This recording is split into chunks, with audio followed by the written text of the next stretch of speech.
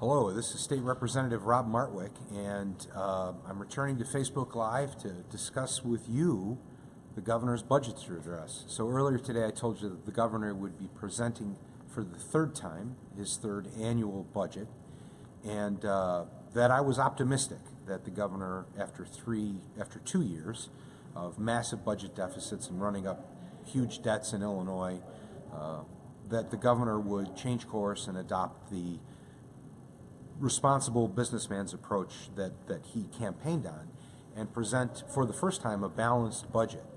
I'm sorry to report that that's not what happened. So what did happen today? So the governor came in and started talking about the budget, and he said, hey, the same things that he said in the past, which is we need to work together, which I agree. We need to propose a balanced budget, which I agree. And then he said that he did propose a balanced budget, which he didn't. More about that later. The governor then went on to say that he wishes to prioritize some new spending, which was kind of weird when we're $8 billion in the hole. He suggests a whole bevy of new spending programs. He wants to increase funding for K through 12 education. He wants to increase spending on MAP grants to help low-income and middle-income kids go to school. This is in stark contrast to what he's proposed in the past, where he proposed large cuts to these sorts of things. He talks about an investment into our roads. He talked about investments into programs to keep prisoners from returning to prison, sort of an anti-recidivism program. All good things, things that I would agree with are worthwhile expenditures, but it was strange to hear him suggest that we increase these programs.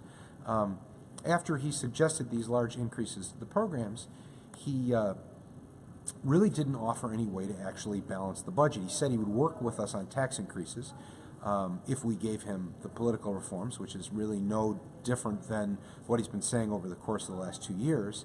And he pays for all of the spending with pension reform, which is, as we've learned here, a very difficult thing. We all want to do it, but the Supreme Court has said that our options are extremely limited. So I look forward to seeing his pension bill and how it works, if there is an opportunity to save us money. But we know that there is not enough to close the gap in that. We also know that there is, he wants to save some money from employee health care, which is, again, if he can do that, he has to go through the collective bargaining process. And if he's able to achieve that, that's fine. But again, these are guesses at most, right? So curious about what he did, I took a look and did a little research of my own, and it would appear that in order to pay for some of the new spending that he proposes, he's proposing a whole list of new cuts. And instead of just cuts, he's doing wholesale eliminations of programs. So immigrant services are just wholesale eliminated in the state of Illinois under this.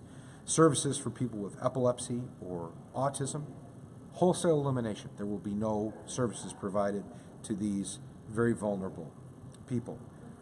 Teen parenting services, youth employment, and after-school programs called Teen Reach, which help kids in troubled neighborhoods find constructive alternatives to crime, eliminated from the budget.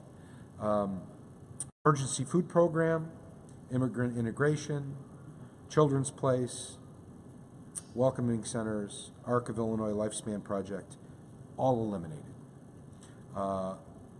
That's not a cut.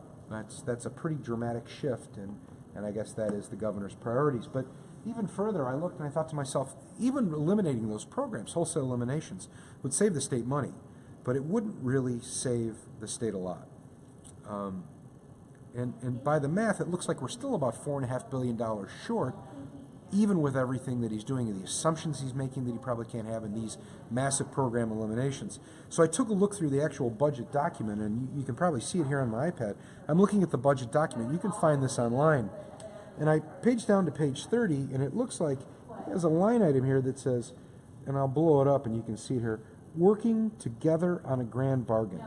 And apparently, working together on a grand bargain, he attributes $4.5 billion of savings in the state budget to working together on a grand bargain. Well, this is exactly what he did last year. This is at best an abdication of his responsibilities.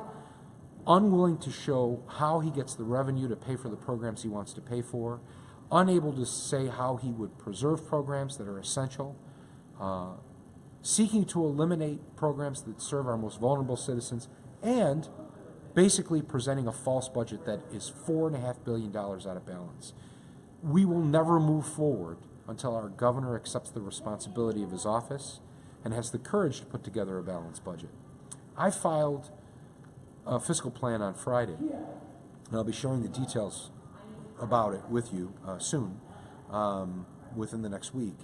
And it is not an easy plan. It is not easy to tell people what the actual state of our finances is. But here it is right here, folks.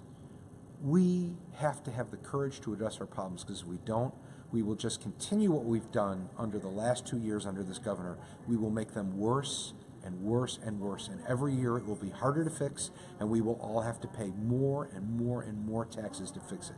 The only way we will ever get our hands around this huge problem is to begin addressing it in earnest right now. I have a plan to do that. I'm not suggesting that it's the be-all and end-all. I can't guarantee that this is everything that anyone would ever want. It proposes some very difficult things, but it makes reinvestments into our state that I think over the long term will lower our taxes compared to reckless budgeting and spending like this. So that's it. That's the governor's plan. Unfortunately, I wish I had better news to report. I was very optimistic.